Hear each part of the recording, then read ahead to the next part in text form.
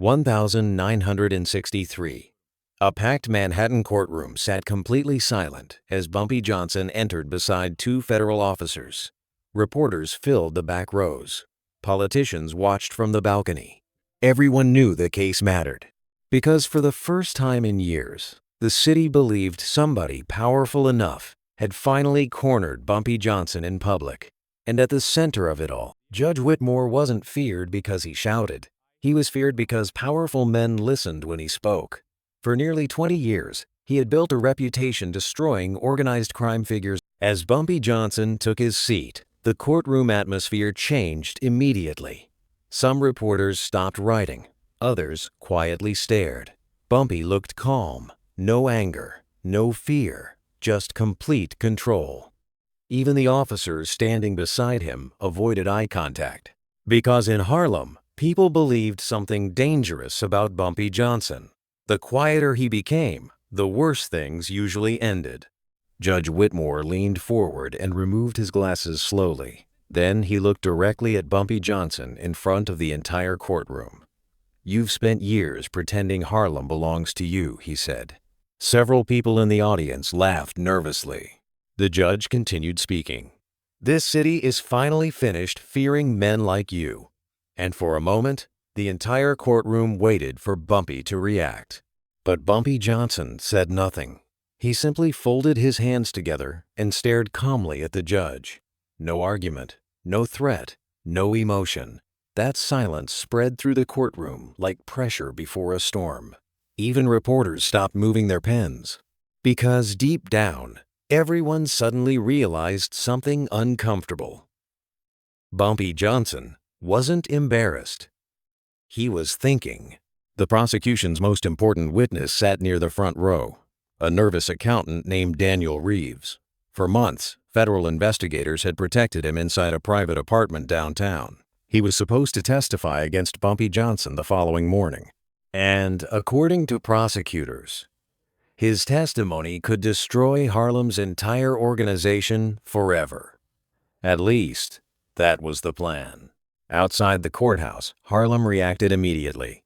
Barbershops replayed every rumor. Taxi drivers repeated the judge's words across the city. Some people believed Bumpy Johnson had finally lost. Others warned the city not to celebrate too early, because old men sitting outside Harlem cafes remembered something younger people forgot. Public disrespect carried consequences. 48 hours later, Daniel Reeves never appeared in court. Federal agents arrived at his apartment shortly after sunrise. The front door remained locked. His coffee still sat on the kitchen table. His coat remained hanging near the window. But Reeves himself had vanished completely. No struggle, no witnesses, nothing. And suddenly, the city stopped feeling confident. By afternoon, federal investigators flooded Manhattan searching for answers. Phones rang nonstop inside police headquarters. Reporters surrounded courthouse entrances. The mayor demanded updates. But nobody could explain how a protected federal witness disappeared without leaving a trace behind, especially under armed surveillance. And quietly, some detectives started whispering the same name again. Bumpy Johnson. The next morning, Judge Whitmore entered the courtroom looking completely different. His voice sounded lower, more careful. Gone was the confidence from 2 days earlier. This time, he avoided looking directly at Bumpy Johnson for too long.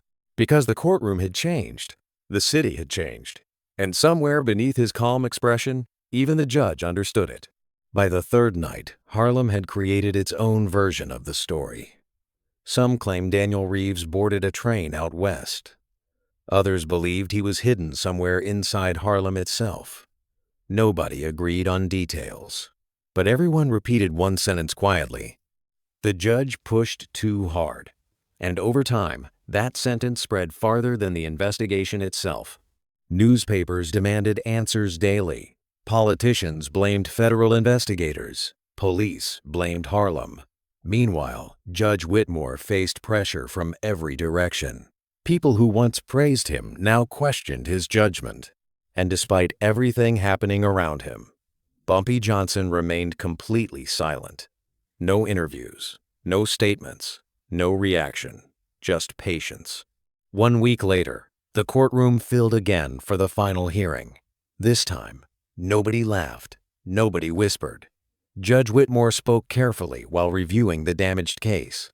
Without the witness, prosecutors had nothing strong enough to continue.